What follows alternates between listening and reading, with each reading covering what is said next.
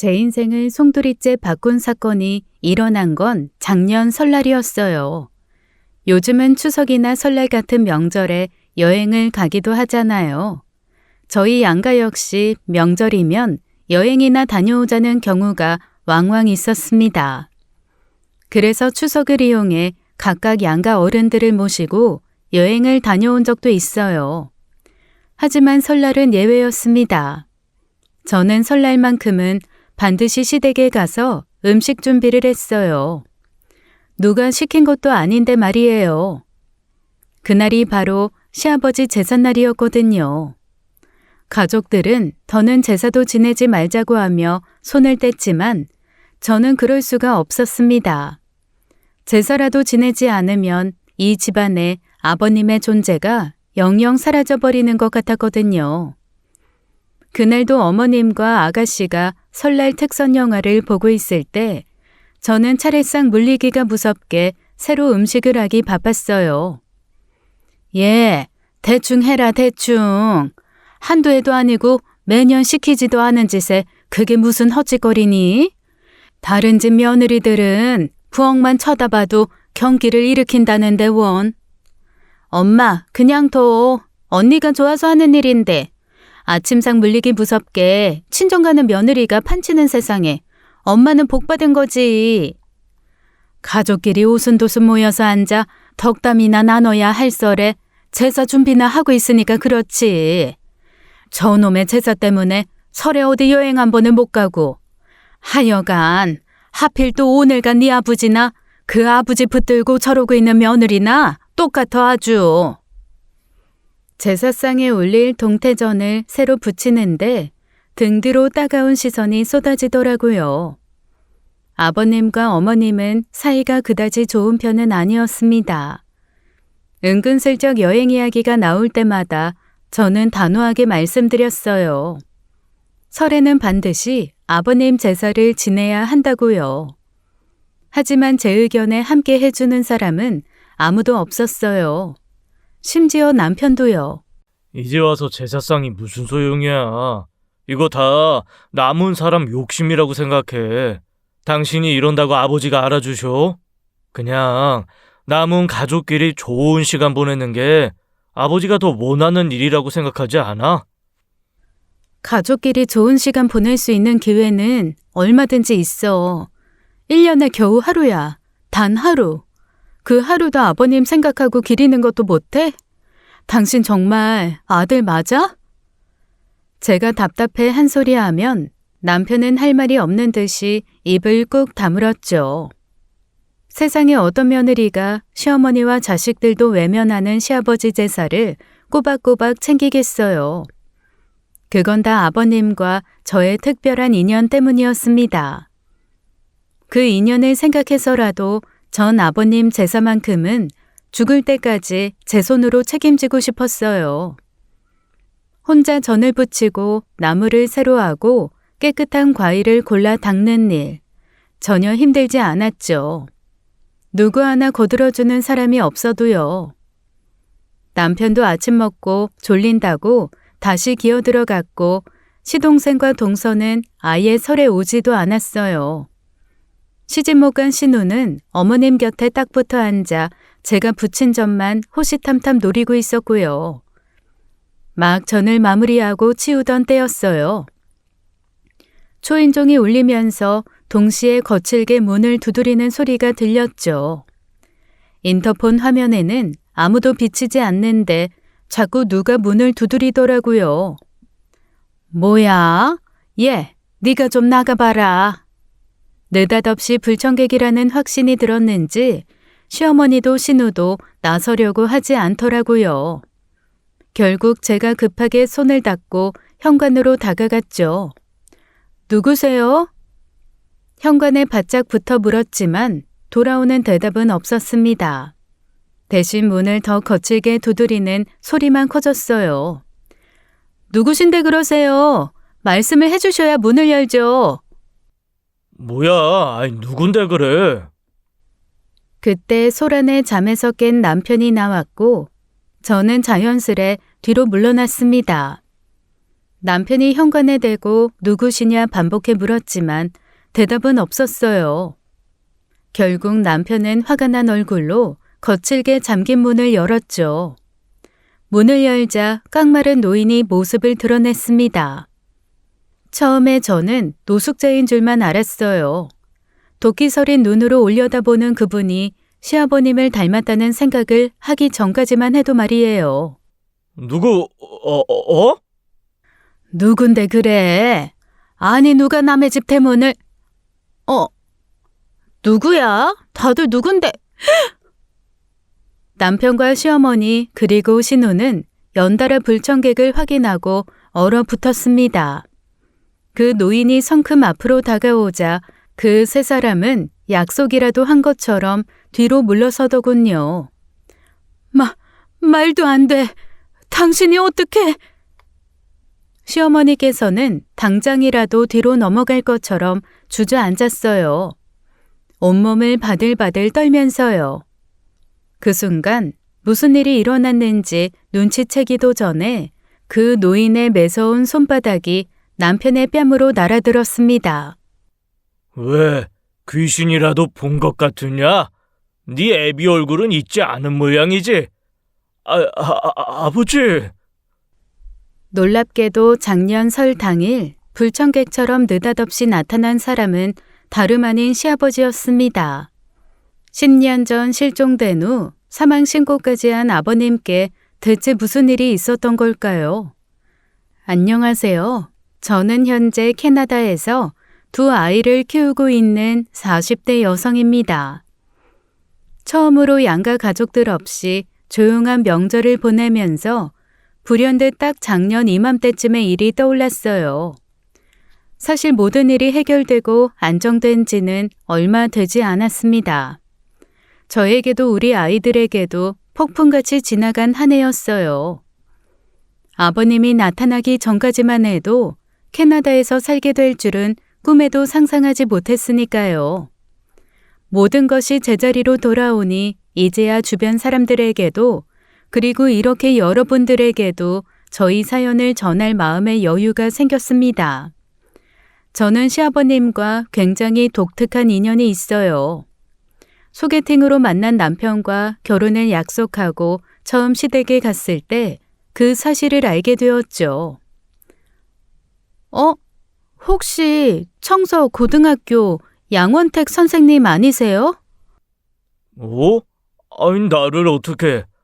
가만, 어디서 많이 본 얼굴인데... 그래, 분명 기억이 나는데 네가 그 은하 맞지? 맞아요, 선생님. 저 은하예요. 세상에, 주승 씨 아버님이 선생님이셨어요? 고등학교 선생님이셨다는 말씀 들었었는데 몰랐어요. 선생님이 주승 씨 아버님이실 줄은. 세상에, 무슨 이런 일이 다 있어? 주승이가 결혼한다는 애가 너라고? 아버님은 제 고등학교 은사님이셨습니다. 고등학교 2학년 때 담임 선생님으로 정말 인기가 많으셨던 분이셨어요. 그때 전 뒤늦게 온 사춘기와 집안 문제로 스트레스가 말도 못한 시기이기도 했습니다. 그래서 가까웠던 친구들과도 멀어지고 외톨이가 된 적도 있었어요. 결국 자퇴 이야기가 나왔고 그때 저를 붙들어준 게 선생님이셨죠.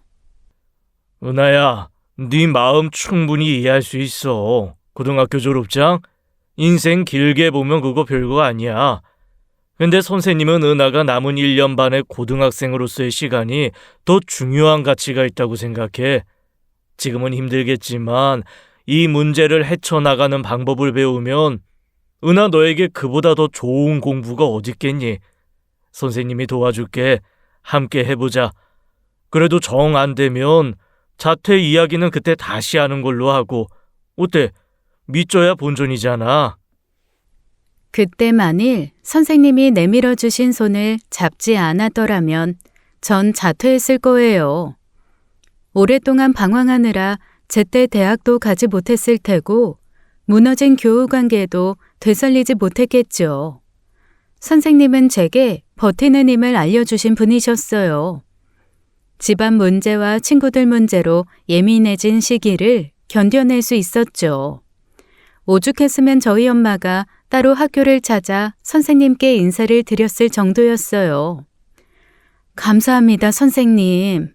집안일로 어수선해서 제가 은하한테 신경을 못 썼는데 선생님께서 우리 은하 인생을, 아니, 저희 가족을 구해주신 거예요. 과찬이십니다. 저는 그저 스승으로서 인도했을 뿐이에요. 그게 제가 해야 할 일이기도 하고요. 은하가 워낙 성품이 곱고 바른 아이라서 가능한 일이었어요. 부모님께서 잘 키우신 덕이지요. 아니요. 선생님이 은하 담임 선생님이 아니셨으면 어땠을지 상상만으로도 끔찍해요. 은하 오빠만으로도 저희는 너무 버거워서, 아휴, 선생님 감사합니다. 이 은혜는 평생 잊지 않을게요. 그때 군입대했던 오빠한테 문제가 생겼었어요. 첫 휴가를 나온 후 저희한테도 내색하지 않고 미귀가하는 바람에 난리가 났었거든요. 뒤늦게 군대 내에서 괴롭힘이 있었다는 게 밝혀졌고요. 오빠는 극도의 우울증으로 강제 입원을 시켜야 할 만큼 상태가 몹시 안 좋았어요. 그 후로도 1년 가까이 입원이 필요했고 조기 전역까지 할 만큼 심각한 사안이었죠. 저한테 미처 신경 쓰지 못한 사이에 제 성격도 많이 바뀌고 자퇴 문제가 거론되자 부모님은 이중으로 충격받으셨었어요. 부모지만 두 자식에게 한꺼번에 생긴 그 일을 감당하시기엔 너무 버거웠을 테고요. 그러니까 사실상 당시 부모님이 하셔야 했을 어른의 역할을 선생님께서 대신 해주신 거예요. 그래서 대학 졸업 후에도 연락을 종종 드렸었는데 언젠가부터 연락이 또 끊기고 말았습니다. 근데 어떻게 된 거예요, 선생님? 7, 8년 전쯤에 엄마가 선생님께 보낸 굴비가 다시 반송돼서 돌아왔다고 하셨어요. 엄마가 명절 때마다 선생님 댁에 선물을 보내드렸잖아요. 그 뒤로 연락도 안 되시고. 아, 미안하다. 그때 우리 집에도 일이 있어서 급하게 이사를 하는 바람에 미처 알리지 못했어. 네 연락도 오는 걸 알았지만 사정이 있었다. 전 하도 연락이 안 돼서 선생님께 무슨 일이 생긴 줄 알고 얼마나 걱정했는데요. 학교까지 찾아갔었는데 이미 정근 갔다고 하시고 개인정보라며 알려주시지도 않더라고요. 얼마나 서운했는지 몰라요. 그래도 우리가 인연은 인연인가 보다. 이렇게 만나는 걸 보니 말이야. 엄마는 시아버지가 될 분이 고등학교 은사님이란 걸 알고 정말 좋아하셨어요. 다른 집도 아니고 선생님 댁이면 재고 따지고 할 것도 없다며 결혼도 앞당기셨죠. 인연이 그렇게 되다 보니 괜히 남편이 제 운명의 상대 같고 더 좋았습니다. 그런데 막상 시댁으로 가며 느낀 건 제가 생각했던 것과 차이가 있더라고요. 밖에서는 존경과 인정을 한 몸에 받던 시아버지였지만 시댁에서 입지는 전혀 달랐어요. 내가 분명히 여기 물걸레질 좀 해놓으라고 했는데 아직도 안 한 거야? 어? 아유, 어제 분명히 했는데. 했는데 화분에 흙이 그대로 날려있는 것 좀 봐. 청소기로 밀고 걸레 빨아다가 물자국 없이 닦고 화분도 한번 닦으라고 했잖아. 아이, 글쎄 분명히 그렇게 했다니까. 했는데 이래? 했는데? 내 눈이 삐꾸라도 됐다는 거야? 내 눈에 보이는 게 당신 눈에는 안 보인다는 거야? 예, 은하 네가 한번 봐봐라. 이게 지금 청소가 된 꼴이니? 네? 어머님, 그러지 마시고 식사부터 하세요. 그건 식사 후에 제가 다시 닦아 놓을게요. 식사하셔야 하는데 갑자기 그러시면 좀... 아휴, 뭐 하나를 시키면 마음에 들게 하는 꼴을 본 적이 없어. 시어머니께서는 틈만 나면 아버님 흉을 보고 잔소리하기 바빴습니다. 제가 보기엔 딱히 아버님이 한 소리 들어야 할 일도 아니었어요. 심지어 그 화분들은 전부 어머님이 가꾸시던 화분이었고요. 본인이 물을 주다가 실수했을 수도 있는 건데 그냥 모든 게 다 아버님 탓이었어요. 아버님에 대해 몇 번 말한 것만 봐도 그 기저에 무시가 깔려 있다는 게 느껴졌죠. 그건 어머님뿐만이 아니었습니다. 주승아, 이거 말이다. 이거 어떻게 해야 하는 거냐? 이게 뭐가 이렇게 기능이 많은지. 뭐가요? 이거 그냥 신경 쓰지 마세요. 아버지는 필요 없는 거예요. 아버지는 그냥 이거 전화랑 메시지, 이 카메라만 쓰셔도 되잖아요. 그래도 내가 이걸 알아두면 쓸 데가 있지 싶은데. 참, 아버지는 알아도 쓸 일이 없다니까요. 그냥 두세요. 그리고 뭐 어차피 알려준다고 그거 다 기억이 나요? 나중에 또 물어볼 게 뻔하면서. 그래, 아빠. 어차피 필요 없는 건데 괜히 머리 아프게 머리 쓰지 마. 그냥 여기 유튜브 들어가서 그런 거나 봐. 재밌잖아. 아버님이 스마트폰 사용을 어려워하시며 도움을 청할 때마다 남매는 한결같은 반응이었어요. 그건 무시 그 이상 그 이하도 아니었죠.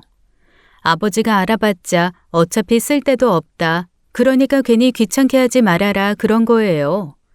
제가 기억하는 선생님은 세대 차이가 나는데도 어린 학생들의 유행을 배워보려고 노력하신 분이었어요.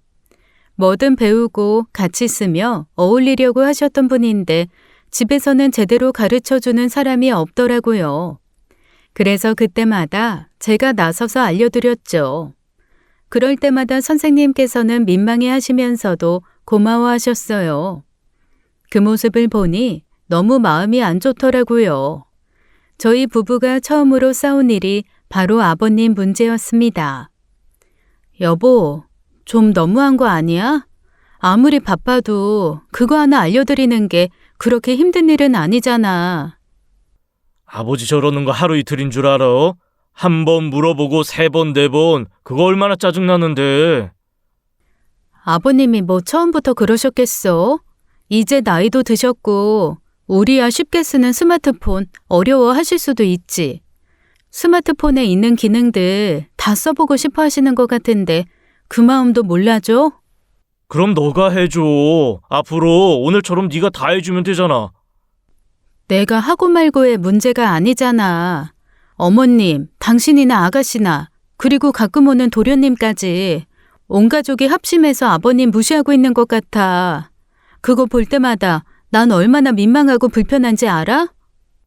너한테나 존경받는 과거 은사님이시겠지만 아버지로서는 그렇게 존경받을 만한 분도 아니야. 제가 몰아붙이자 남편은 불만스럽게 인상을 구기더라고요. 그러면서 짜증스럽게 꺼내고 싶지 않았던 이야기를 꺼냈습니다. 아버님이 그 집에서 무시란 부시는 다 받고 살 수밖에 없는 이야기라면서요. 나 중학교 막 입학했을 때 우리 반지하로 이사 갔었어. 아버지가 빚보증을 섰거든. 한마디로 아주 쫄딱 망해서 거리로 나앉은 거나 다름없었다고.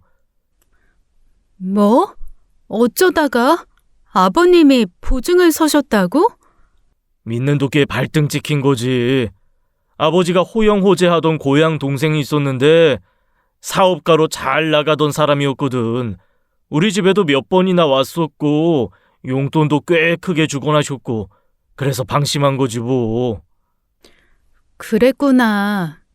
그래도 그렇지. 그런 일로 그렇게 무시한다는 건 이해가 안 돼. 아무리 그래도 아버님 직업도 있으시고 열심히 사셨잖아. 아버지 선생 월급으로 빚더미에 앉아 3남매 얼마나 여유 있게 키웠겠어. 우리 엄마 그전까지 사모님 소리 듣고 살다가 그 길로 밖에 나가서 오전 오후에 마트 캐셔로 일하고 저녁에는 불판 닦아 우리 키웠어. 그런데도 나 대학도 장학금 아니었으면 꿈도 못 꿨고 결국 장학금 떨어진 현승이는 대학도 못 갔고. 문득 그 시점을 계산해 보니 한창 반지하에서 살았을 시기에 제 담임 선생님으로 계셨더라고요. 남편은 그 시기에 아버님을 엄청나게 원망했다지만 저는 오히려 그렇게 힘든 시기에도 저에게 힘이 되어 주시려 노력했다는 걸 알게 된 후 더 감사할 뿐이었습니다. 사정을 알게 된 후로는 마냥 시댁 식구들 탓을 할 수도 없었어요. 듣자 하니 그때부터 어머님께서 악바리처럼 살아오셨던 것 같더라고요. 그 문제로 아버님께서는 온 가족의 눈치를 보고 사는 게 일상이 되셨던 거고요. 그러니까 너도 그냥 익숙해져. 여기 학교 아니고 우리 집이야. 존경받는 양원택 선생님 아니고 그냥 네 시아버지. 알았지? 나름 윤택한 삶을 살다가 한순간의 실수로 온 가족이 고생했으니 그 마음도 이해합니다. 하지만 가족이잖아요. 실수를 보듬고 용서해 주는 것 역시 가족이라면 해야 할 일이라고 생각해요. 시간도 많이 지났고 아버님도 아버님 나름대로 노력도 하셨고요. 마음이 좋지 않았지만 사실 그 문제에 있어선 제가 목소리를 낼 수 있는 입장은 아니었습니다. 제가 할 수 있는 일이라곤 아버님께서 은근히 무시당할 때마다 모른 척 가서 도와드리는 것 뿐이었어요. 그럴 때마다 아버님은 십수년 전 학교 선생님으로 돌아간 듯이 제게 인자하게 웃어주셨죠. 그렇게 결혼한 지 1년이 되어가던 쯤이었어요. 혼자 시댁에 방문한 어느 날 아버님께서 저를 따로 부르셨죠. 은하야, 잠깐만 이리 좀 와봐라. 주승이 엄마는 없지? 아까 마트에 가신다고 나가셨어요. 무슨 일이세요? 내가 너한테 부탁이 있는데 말이야. 이거 좀 맡아주겠니? 그때 아버님께서 제게 내민 물건은 우체국 3호 상자만한 크기의 상자였어요. 양철로 되어 있었고 자물쇠로 단단히 잠겨 있었죠. 이게 뭔데요? 이게 뭔지는 나중에 알려주마. 대신 주승이한테는 절대 말하지 말고 좀 맡아다오. 남편에게도 말하지 말고 생각보다 크기가 있고 묵직한 상자를 맡아달라고 하니 좀 찜찜했습니다. 가족 안에는 비밀이 없어야 한다는 생각도 있어서 남편을 속이는 것 같아 싫었고요. 그런데 정말 간곡하게 부탁하시더라고요. 이거 제대로 맡아주면 내가 나중에 크게 보답하마. 내가 이걸 믿고 맡길 만한 사람이 너밖에 없어서 그래. 너한테 하기는 민망한 말이지만 너도 알지 않니? 자식이라고 있는 것들이 하나같이 다 애비 무시하는데 내가 그것들을 뭘 보고 이 귀한 걸 맡기겠니? 귀한 거예요? 아버님, 저 무서워요. 그러다 잃어버리기라도 하면. 그건 걱정하지 말아라. 내 손에 떠나는 이상 그 정도는 감수하고 있으니 단 절대로 주승이나 이 집 지붕 아래 있는 사람들한테는 말하면 안 돼. 너가 걱정할 건 하나도 없다. 법을 어기는 것도 아니고 나중에 너한테 문제될 것도 없어. 얼마나 가지고 있으면 되는데요? 그건 나도 잘 모르겠다만 내가 말하기 전에는 절대 열지 말고 행여 내가 갑자기 죽게 되더라도 때가 될 때까지는 열지도 말아라. 아버님, 그렇게 말씀하시면 저 진짜 무섭단 말이에요. 딱 10년만 맡아다오. 그리고 내가 있으면 함께 여는 거고 없으면 너 혼자 열어봐라. 내가 없이 혼자 열거든 네 마음대로 처분해서 써도 좋다. 10년 뒤엔 제가 마음대로 처분해서 써도 좋다는 말에 금전적인 일이라는 건 눈치채고 있었습니다. 아버님께서 하도 간곡히 부탁하시는 바람에 일단 받아서 차에 싣긴 했어요. 하지만 남편과 상의해야 할 문제 같다는 생각에 망설여지더라고요. 제가 망설이는 게 보여 걱정이 됐는지 아버님께서 다시 한번 강하게 당부하셨어요. 주승이 그건 절대 그 약속 안 지킬 거다. 나랑 한 약속은 그 녀석한테 아무것도 아니야. 은하야, 지금 이 집에서 믿을 사람이라고 너밖에 없어. 너라도 있어 얼마나 다행이라고 생각하고 있는지 몰라. 무슨 일이 있어도 주승이한테는 말하지 말아라. 내가 이렇게 부탁하마. 결국 저는 그 상자를 가지고 친정으로 갔습니다. 아무리 생각해도 그 상자를 남편 모르게 숨겨놓을 곳은 친정밖에 없었어요. 친정 부모님께는 사정을 대충 설명드렸고 저희 부모님께서는 흔쾌히 그 상자를 보관해 주시겠다고 했죠. 특히 엄마는 마치 선생님께 받은 지난날의 은혜를 보답할 수 있는 기회라고 생각하는 것 같았어요. 걱정하지 마. 엄마가 아무도 모르는 곳에 꽁꽁 숨겨놓을 테니까. 엄마는 겁도 안 나? 난 솔직히 좀 찝찝해. 그렇게까지 숨겨야 할 물건이 어딨나 싶어서. 행여 그게 문제 있는 물건이라도 엄마는 상관없어. 그때 네 시아버지 아니었으면 지금의 네가 있겠니? 네 오빠도 모자라 너까지 엇나가서 자리 못 잡고 살았으면 아주 평생 내 천추의 한이 됐을 거야. 엄마는 네 시아버지가 맡긴 물건이 폭탄이든 뭐든 다 책임질 수 있어.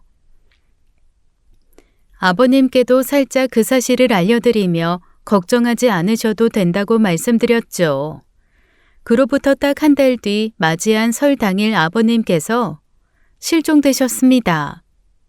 그때 저는 지독한 입덧이 시작되어 설 당일에는 시댁에 못 갔어요. 전부치는 기름 냄새하며 각종 양념 냄새 때문에 괴로울 거라고 다들 집에서 쉬라고 했죠. 그래서 명절 전날 아주 잠깐 들러서 인사만 드렸습니다. 그런데 점심쯤 올 거라던 남편이 저녁까지 연락도 없이 오지도 않더라고요. 8시가 넘어서야 돌아온 남편의 안색을 보고 무슨 일이 났구나 싶었어요. 왜 이렇게 늦었어? 연락도 없이. 일이 생겼어. 아버지 때문에. 아버님? 아버님이 왜? 아무래도 아버지한테 문제가 생긴 것 같아. 이른 아침에 나가셔서 종일 이 시간까지 연락도 없이 안 들어오셨어. 아버님이 그러실 분은 아니잖아. 경찰에 신고는 했어? 아직 24시간이 지난 것도 아니고 지병이 있는 것도 아닌데 아침에 나가 저녁까지 안 돌아오는 건 가출로 받아주지도 않더라고. 그것도 틀린 말은 아니지. 다른 사람이면 몰라도 아버님은... 가만, 아버님께 연락은 해봤지? 느닷없이 아버님 소식에 심장이 불안하게 뛰더라고요. 급하게 휴대전화를 찾아 아버님께 전화했지만 무의미한 신호음만 길어질 뿐이었어요. 친구를 만나 노는 것을 즐기시는 분도 아니고 외출이라고 해봐야 집 근처 공원에 산책 정도 하시는 분이었습니다. 외출 시간이 길어도 1시간을 넘지 않았고요. 이른 아침 나가신다는 것도 근처 공원에 산책하러 나가셨던 것 같은데 종일 연락도 없이 안 들어오셨다고 하니 자연히 무슨 일이 생겼구나 싶었어요. 해봤어. 지금까지 수백 통은 했을 거야. 아니, 아버님이 그렇게 종일 가실 곳이 어디 있다고. 가만, 혹시 어제 일 때문에 그러신 거 아니야? 순간 전날 시댁에서 있던 일이 떠오르더라고요. 잠시 시댁에 들러 인사하러 갔을 때의 일이었어요. 아버님께서 세뱃돈이라며 제게만 따로 봉투를 주셨죠. 그건 아버님께서 결혼 후 제게 처음으로 주신 용돈이었어요. 용돈 한 푼 제대로 받지 않는다는 걸 아니 놀라기도 했고요. 그런데 그 봉투가 어머님의 심기를 건드린 거예요. 은하야, 입덧으로 먹을 것도 제대로 못 챙겨 먹어서 어쩌냐. 나아지거든. 먹고 싶은 건 눈치 보지 말고 다 사 먹어. 건강 잘 챙겨서 건강한 손주 낳아다오. 잠깐, 그게 뭐야? 웬 봉투? 어머님께서는 날이 선 목소리로 제 손에 있던 봉투를 낚아채셨습니다. 봉투 안에 든 액수를 확인하시더니 시뻘개진 얼굴로 아버님께 쏘아붙이시더라고요. 지금 이 와중에 며느리 챙길 돈은 있다 이거지? 명절이라고 10,000원짜리 한 장 안 꺼내놓은 양반이 이게 얼마야? 어머니, 진정하세요. 이거 나. 내가 진짜 보자 하니까 보잘것없는 양반. 그래도 남편이랍시고 평생 옆에 끼고 살아줬더니만 이런 식으로 나온다 이거지? 며느리 있는 데서 추태 부리지 마라. 기분 좋게 며느리 용돈 주는 자리에서 뭐 하는 짓이야?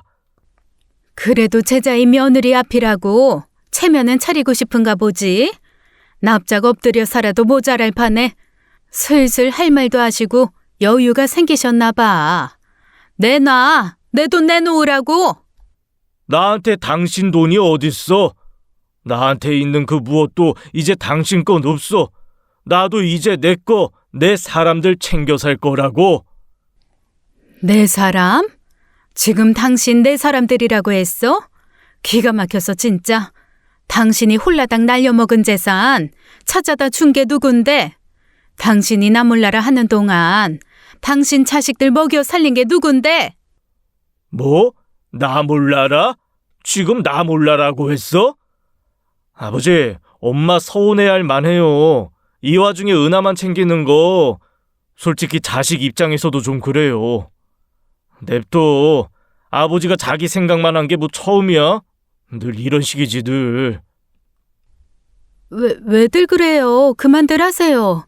아버님께서 저 임신했다고 이래저래 생각해 주신 건데 다들 그러시니까 제가 너무 불편해요. 언니가 불편할 게 뭐가 있어요? 돈 준 사람이 문제지 받은 사람이 문제인가? 아, 나도 아빠 같은 시아버지 있으면 좋겠다. 자기 자식들은 나 몰라라 하고 남의 자식이나 챙기는 시아버지. 시어머니뿐만 아니라 자식들까지 나서서 아버님을 매도하더라고요.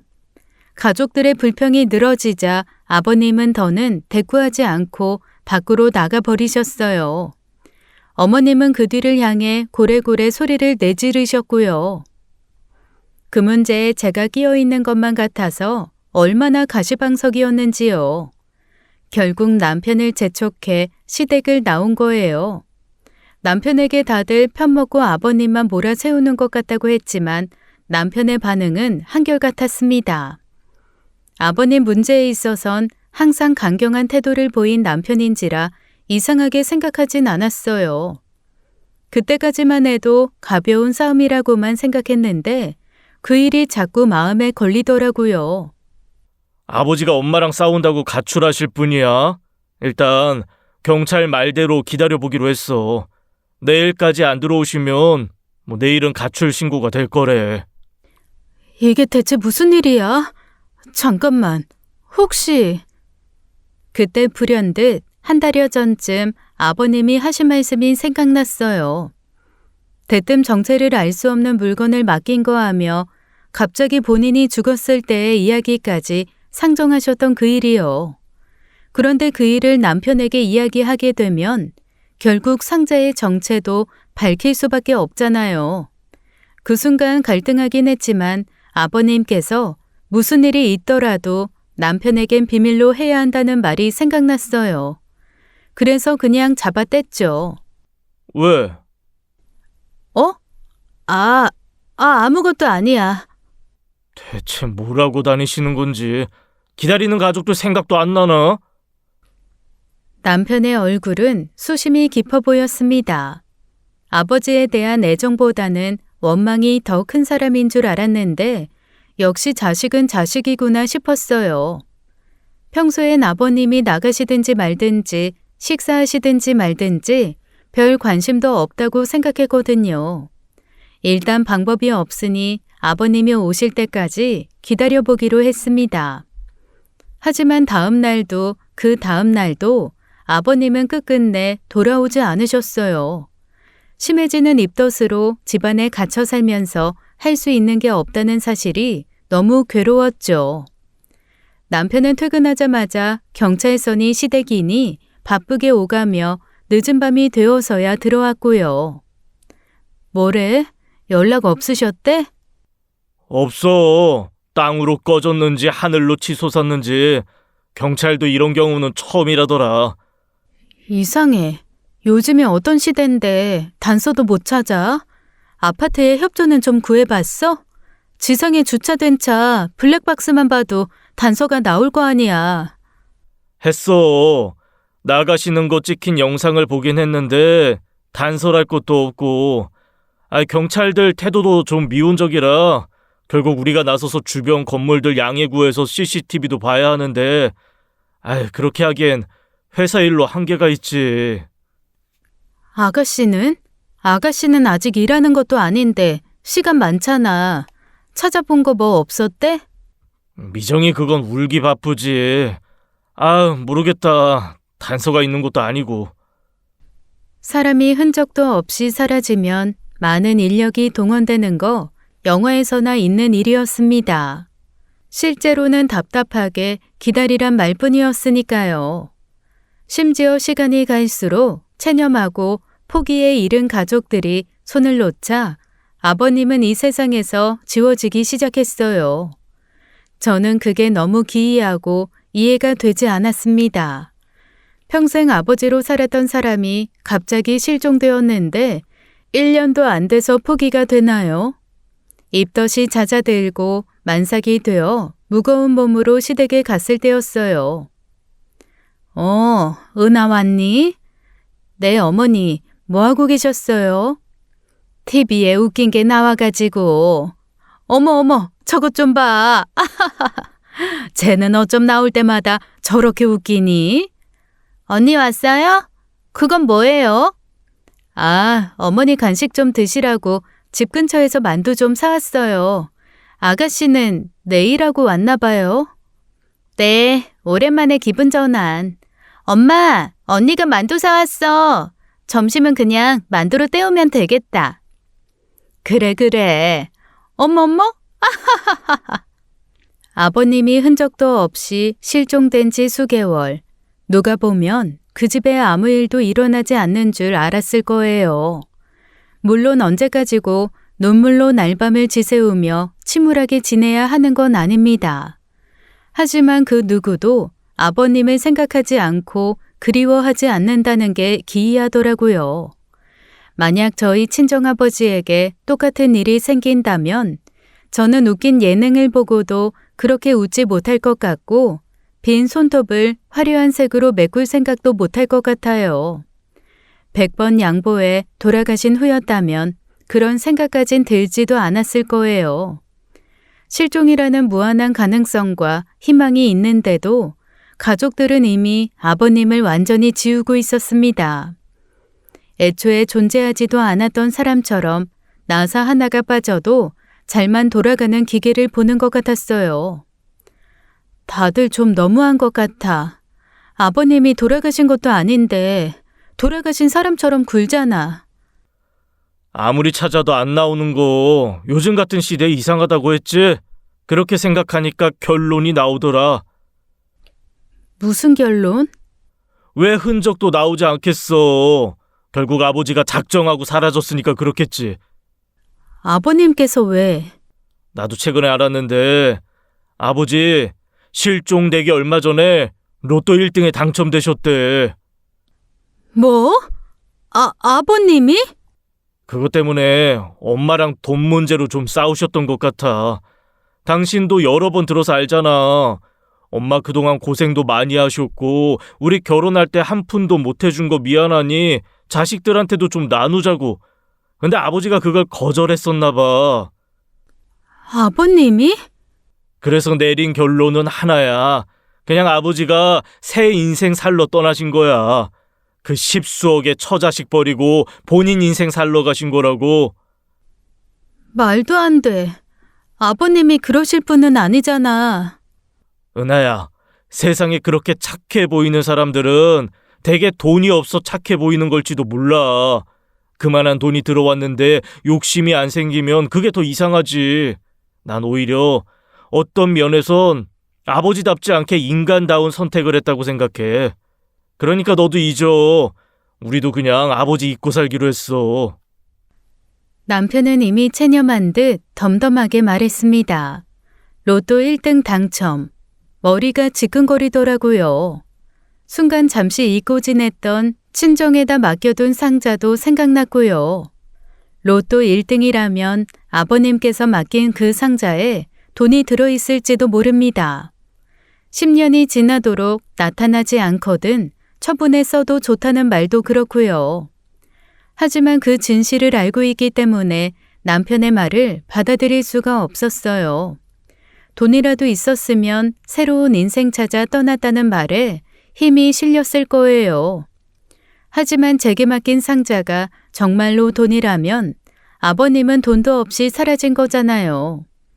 어머님이 아버님 사망신고를 했다고 한 후부터 저는 제사상을 차리기 시작한 거예요. 아버님이 돌아가셨다고 생각해서가 아니라 가족들이 아버님을 잊지 않게 하기 위해서였습니다. 그에 태어난 첫째와 이듬해 태어난 둘째에게도 할아버지 이야기를 많이 해주었어요. 아이들에게 아버님 이야기를 해줄 때면 어디선가 아버님이 저희 아이들을 보고 계실 것 같다는 생각도 들었죠. 그렇게 10년을 기다리다 보니 저도 아버님이 돌아가셨다고 생각하게 된 모양이에요. 느닷없이 나타난 아버님의 등장에 까무러칠 뻔했으니까요. 아버지가 여기까지 어떻게? 왜? 내가 영영 갇혀 있어줘야 꼬박꼬박 나오는 연금 받아 챙길 텐데 싶어 아찔하냐? 나가세요. 일단 나가서. 나가긴 어딜 나가. 여기가 내 집인데 나가려거든 너희들이 나가야지. 아버님은 분명한데 살이 쏙 빠진 외형하며 목소리나 말투가 딴 사람이 되어 있었습니다. 남편이 막무가내로 아버님을 거칠게 몰아세우려던 때였어요. 갑자기 열린 현관문 뒤로 낯선 남자들이 우르르 나타난 거예요. 그러면서 갑자기 수갑을 꺼내 남편의 손목을 잡았죠. 양주승 씨, 양미정 씨, 그리고 거기 김춘래 씨 맞으시죠? 네? 양주승 씨, 양미정 씨 그리고 김춘래 씨를 감금 및 사기 혐의로 체포합니다. 네? 제가 왜요? 전 모르는 일이에요. 전 진짜 아무것도 몰라요. 다 엄마랑 오빠가 한 일인데 제가 왜 가요? 내가 왜? 다 이 양반이 잘못한 건데 내가 대체 왜? 이게 대체 무슨 말이야? 여보, 체포라니. 감금? 사기? 저기요 형사님, 어떻게 된 거예요? 이 사람이 누구를 감금하고 사기를 쳤다는 거예요.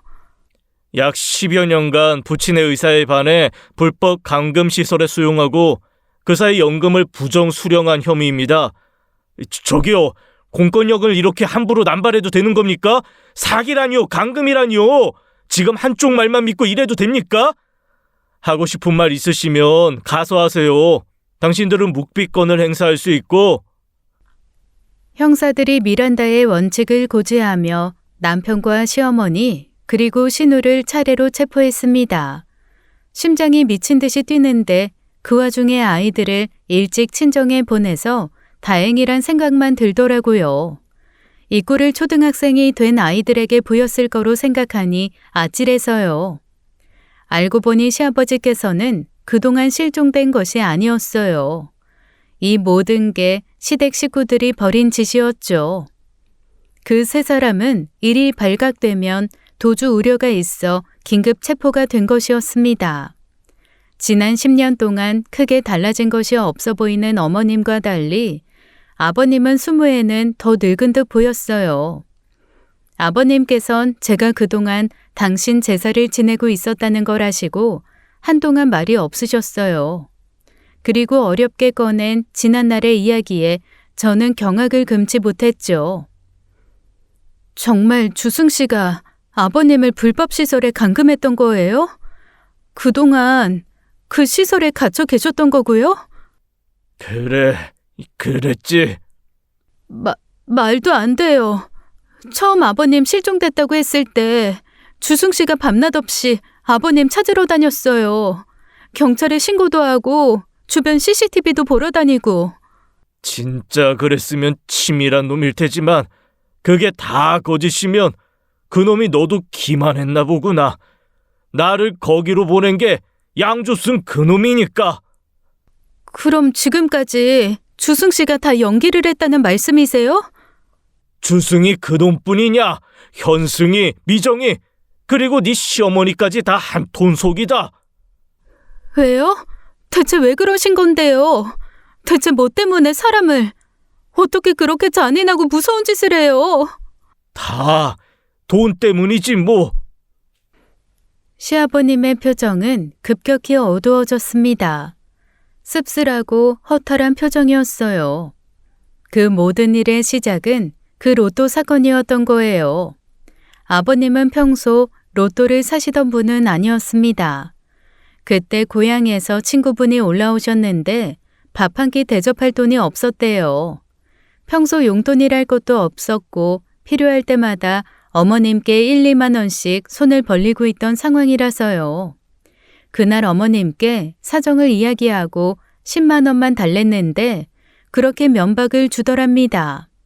결국 빈손으로 집을 나와 친구에게는 사정이 있어 만날 수 없다고 이야기할 수밖에 없었대요. 그 신세가 너무 처량해 서러운 와중에 로또 판매점이 보인 거예요. 주머니에 딱 10,000원짜리 한 장 있는 걸로 로또를 샀는데 무슨 신의 장난인지 그게 1등에 당첨된 겁니다. 그런데 수령 후 영수증을 처리하는 걸 깜빡하는 바람에 어머님께 들킨 거예요. 당신, 이거 뭐야? 이거 뭐야? 뭐가? 아무것도 아니야. 왜 남의 주머니를 함부로 뒤지고 그래? 와, 이 양반 진짜 무서운 사람이네. 그게 아무것도 아니라고? 15억이 아무것도 아니라고? 지금 로또 당첨금 혼자 꿀꺽하려고 그걸 숨긴단 말이야? 숨기긴 뭘 숨겨? 내 돈이니까 내 주머니에 넣어둔 거지. 뭐 당신은 내 월급 가져가서 얼마 받아 어디에 어떻게 썼는지 다 보고 했어? 기가 막혔어 진짜. 내놔. 통장 내놔 봐. 싫어. 뭐 싫어?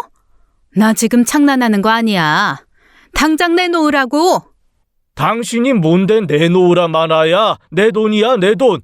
내 월급, 내 퇴직금, 내 연금 다 당신 주머니로 가고 있는데 이것까지 탐내겠다는 거야? 나만 좋자고 그래? 그 돈이면 애들한테 돈 떼주고 며느리한테 생색내고 살 수 있어.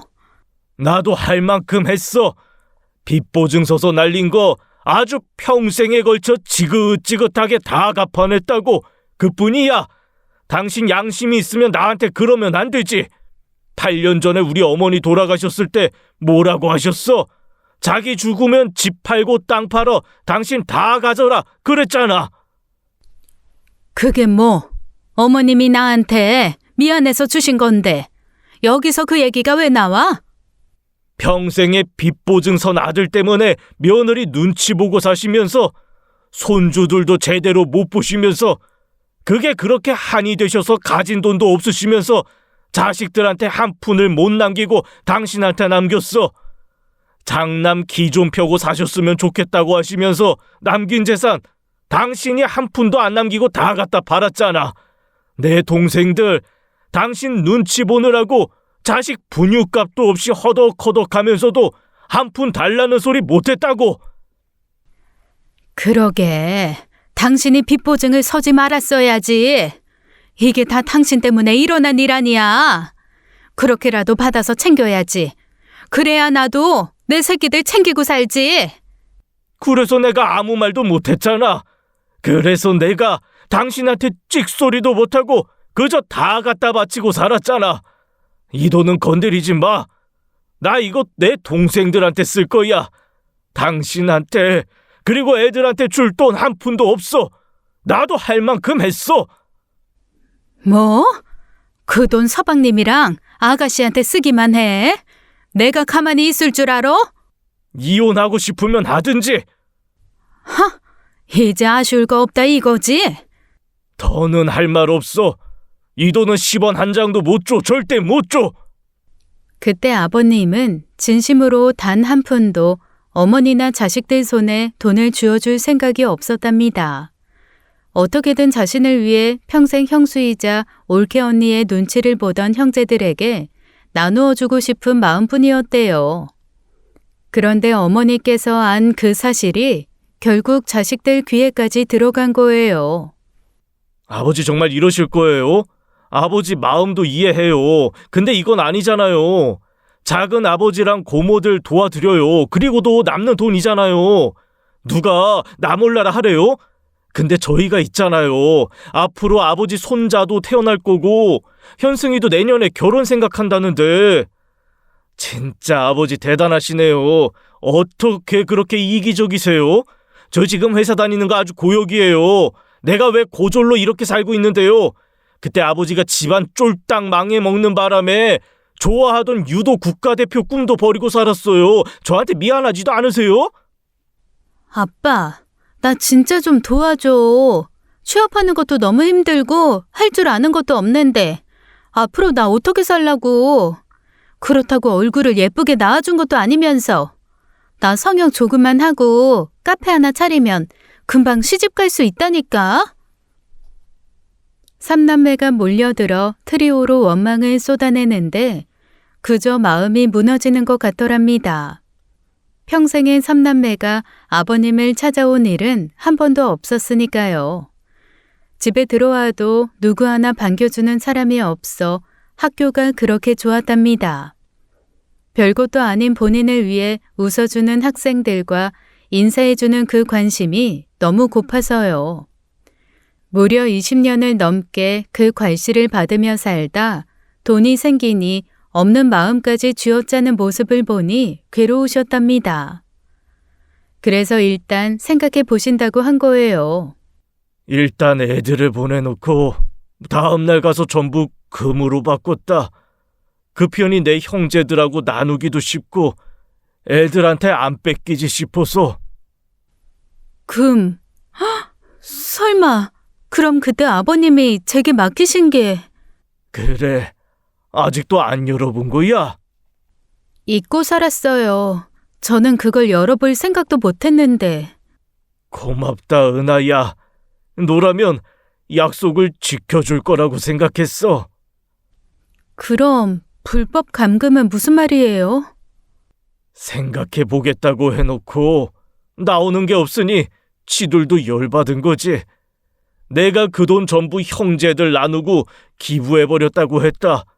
그랬더니 주승이 그놈이 그러더구나. 이제부터 저한테 아버지는 없는 거예요. 그렇게 설 당일에 느닷없이 웬 놈들한테 잡혀가서 들어가게 된 거야. 아주 상 깊은 곳에 있는 폐건물이나 다름없는 곳에서 나랑 별다를 거 없는 신세인 사람들이랑 모여 살았지. 내가 제대로 신고했으니 지금쯤 거기도 난리가 났겠지. 말도 안 돼요. 주승 씨가 그런 짓을 했다니. 지금까지 다들 감쪽같이 모두를 속이고 말도 안 돼요. 저는 충격에 휩싸여 눈물이 왈칵 나왔어요. 세상에 아무리 돈에 욕심이 난다고 해도 그렇지 어떻게 자식이 부모를 감금하나요? 넷 중 하나가 그 마음을 먹었대도 나머지가 안 된다고 해야지 어떻게 네 사람이 합심해서 그렇게 무서운 짓을 해요. 알고 보니 아버님 형제분들은 진짜로 로또 당첨금으로 새 인생을 살러 떠난 줄 알았답니다. 본인들이 받은 게 있으니 그냥 끝까지 모른 척 한 거였어요. 실은 처자식에 의해 불법 감금됐었다는 사실을 알고 얼마나 서럽게 우시는지 제가 다 마음이 아프더라고요. 첫째 고모님이 3년 전에 돌아가신 걸 알고 아버님도 사무치게 우시고요. 불법 시설에서 방치되다시피 10년을 감시 아래 살다 그곳에서 알게 된 양심 있는 관리인 덕분에 천운으로 빠져나와 신고하는 데 성공한 거였습니다. 시어머니 남편 신우는 전부 구속되어 재판을 받게 됐어요. 시동생은 범죄 공모 사실만 알았을 뿐 관여했다는 증거가 없어 풀려났고요. 제가 남편 면회를 간 건 재판을 얼마 앞둔 어느 날이었습니다. 남편은 제가 건넨 이혼 서류를 보더니 생각보다 덤덤하게 그러더라고요. 당신은 항상 그랬지. 내 말보다 아버지 말을 더 믿고 따랐어. 사실이 아니라면 아니라고 해봐. 아버님이 실종됐다고 거짓말한 거, 사망 신고도 하지 않았는데 사망 신고했다고 한 거, 아버님을 푼돈을 들여서 불법 시설에 감금한 거, 그 세 개 중에 하나라도 거짓이라면 어디 떳떳하게 얘기해봐. 내가 왜 그랬는지는 생각 안 해봤어? 뭐? 그게 뭐 나 때문이다? 애들 때문이다? 개소리 집어치워. 아버님이 뭘 그렇게 잘못하셨어? 아버님이 자기 실수 나 몰라라 하셨어? 아버님 평생에 걸쳐 사죄하신 거야. 평생 월급 통장 한 번 안 보고 용돈 없이 사회생활한다는 게 무슨 의미인지 당신도 알 거 아니야. 막말로 지금 당신이 한 짓 내가 눈 감아준다고 치자. 당신은 아버님처럼 살 수 있어? 평생을. 저 자식 눈치 보면서 아버지 대접도 못 받고 살 수 있냐고. 당신이 그렇게 살아본 거 아니면서 쉽게 이야기하지 마. 나는 그래서 헤어지자는 거야. 당신 자식들이 당신 같은 아버지 밑에서 어떻게 지내야 하는지 당신은 그 기분 잘 알겠네. 그러니까 여기까지 해. 지금 아버님이랑 걸린 소송도 벅찰 텐데 이혼 소송까지 하고 싶어? 양육권도 다 포기해. 애들 보여줄 생각 없어. 동의 안 하면 나 소송할 거야. 야, 조은아. 당신 같은 사람을 믿고 살았다는 게 진짜 믿기지 않는다. 아무리 한치 앞을 모르는 게 사람 마음이라지만 어떻게 사람이 그렇게 악하니? 세상에 어떻게 그 돈 몇 푼에 자기 부모를... 저는 끝내 말을 마치지도 못했습니다. 이혼 서류는 변호사를 통해 받아냈고 다행히 소송까지 가지 않고 이혼 서류를 접수할 수 있었어요. 아버님께서 맡긴 상자는 아버님께서 원하실 때 돌려드렸습니다. 등잔빛이 어둡다고 열쇠는 화장실 천장 환풍구 근처에 있었어요. 이사라도 가면 어쩔 뻔했냐고 했지만 거기까지 생각할 여유가 없었다고 했습니다. 설마 하니 감금까지 당할 줄은 몰랐을 테니까요. 고맙다. 내가 사람 하나는 잘 봤지. 주승이 그게 어떻게 너 같은 처를 데리고 왔는지 몰라. 그리고 이거 받아라. 이게 뭐예요? 헉, 아버님! 그땐 내 형제들한테 주고 남은 것들이야. 난 이제 이렇게까지 많은 거 필요 없다. 그동안 보관료라고 생각해다오. 사돈도 챙겨드리고. 아버님이 제게 건넨 건 1kg짜리 골드바 10개였습니다. 10년 전에 비해 금 시세가 말도 안 되게 올라 말도 안 되게 큰 돈이었죠. 아니요, 아버님. 전 이거 받을 수 없어요. 제게 아닌데 어떻게 제가 받아요. 게다가 전 주승 씨랑 이혼도 했어요. 제가 무슨 자격으로. 말했잖냐. 보관료라고. 너 아니었으면 이미 네 시어머니나 자식들이 멋대로 써버렸을 돈이야. 단 조건이 있다. 절대로 이 사실을 앞으로도 주승이나 네 시어머니 귀에 들어가선 안 돼. 그건 내가 아니라 너를 위해서라는 거 알지? 어디든 앞으로 절대 찾지 못할 곳으로 가라. 그리고 네 명의로 내가 살 수 있는 아파트 하나만 해다오. 나중에 내가 죽어도 상속될 수 없게 말이다. 아버님, 그렇게까지 하셔야겠어요? 20년을 넘게 죄인으로 살고 10년 감금하다 나왔으면 됐지. 이 나라 살인자들도 어딘가라면 20년은 안 넘긴다는데 나는 할 만큼 했다. 너도 알잖니? 결국 전 아버님이 건넨 재산을 대신 정리했습니다. 제 명의로 된 아파트를 마련해드리고 매달 생활비를 넣어드리기로 했어요. 세금 문제도 전부 제가 책임지고요.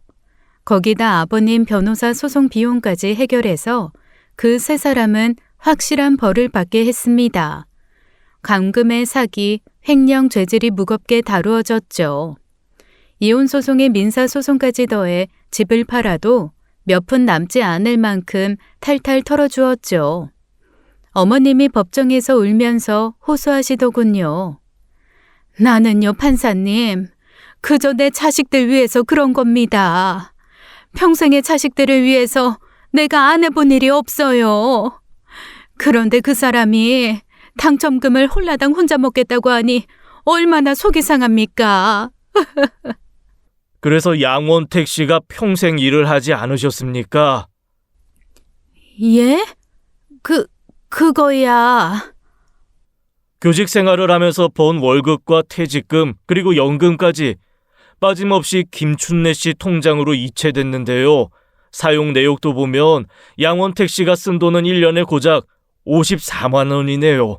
과거 일에 비해 지나치게 과한 처사라고 생각하지 않습니까? 그러니까 그거야 당연히. 당연한 게 어디 있습니까? 양원택 씨도 자기 잘못에 대한 책임을 진 것이지요. 김춘래 씨도 본인 잘못을 인정하고 책임져야 하지 않겠습니까?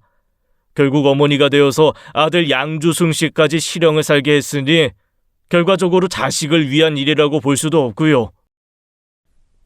시어머니께서는 결국 할 말을 잃으셨습니다. 어머님과 남편은 징역 5년, 신우는 징역 1년을 받았어요. 시동생과 달리 신우는 아버님의 감금 사실을 알면서도 연금을 사적으로 함께 썼다는 증거가 나왔거든요. 아버님이 벌인 10년에 비하면 아무것도 아니었지만 법이 그렇다는데 어쩌겠어요. 그 후 저는 친정 부모님과 오랜 상의 끝에 캐나다행을 택했습니다. 남편을 비롯해 시댁 식구들과의 연결고리를 끊기 위해서 가장 멀리 달아나기로 한 거였어요. 아버님께서는 전국으로 낚시 여행을 다니시며 행복하게 지내고 계세요. 오랜 친구에게 술 한잔 사주는 걸 낙으로 삼으면서요. 아이들과 함께 영상통화를 자주 하는데 좋아 보이시더라고요. 아버님은 제게 평생의 은인이라고 하시지만 저는 아버님이 제 은인이라고 생각합니다. 이혼 후 아버님이 주신 재산이 아니었다면 지금과 같은 여유 있는 삶도 어려웠겠죠. 앞으로는 누군가에게 기대기보다 제가 더 단단해져야 할 것 같아요. 아버지의 빈자리 때문에 아이들 마음에 그늘이 지지 않도록 남편과 비교할 필요도 없을 만큼 당당하게 잘 키워보고 싶습니다. 그러려면 제가 먼저 무너지지 말아야겠죠. 지금까지의 고생은 여기서 끝이라고 생각하려고요. 이제는 웃으면서 아이들 성장 지켜보는 날들을 더 많이 만들고 싶어요. 저 잘 해낼 수 있겠죠? 힘내서 살아가라고 한마디만 응원해 주세요.